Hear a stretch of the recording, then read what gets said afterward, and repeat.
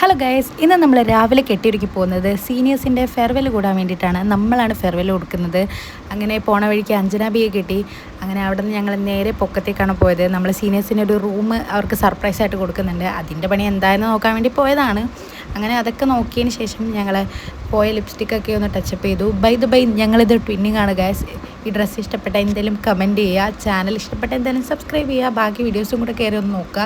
അങ്ങനെ നമ്മുടെ എപ്പോഴും ഉള്ള പോലത്തെ ഫിറ്റ്സൊക്കെ എടുത്ത് ഞങ്ങൾ ഒന്ന് റെഡിയായി.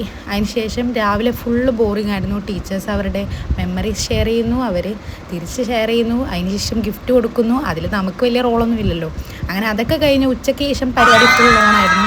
അവർക്ക് നമ്മളൊരു വീഡിയോ ഒക്കെ ഗിഫ്റ്റായിട്ട് ഒരു മെമ്മറീസൊക്കെ ഉള്ളൊരു വീഡിയോ ഒക്കെ കൊടുത്തിട്ടുണ്ടായിരുന്നു. അതിനുശേഷം ഞങ്ങളുടെ ഒരു ഡാൻസ് ഉണ്ടായിരുന്നു. മൊത്തം നമ്മുടെ ക്ലാസ്സിൽ നിന്ന് 3 ഡാൻസോളം ഉണ്ടായിരുന്നു.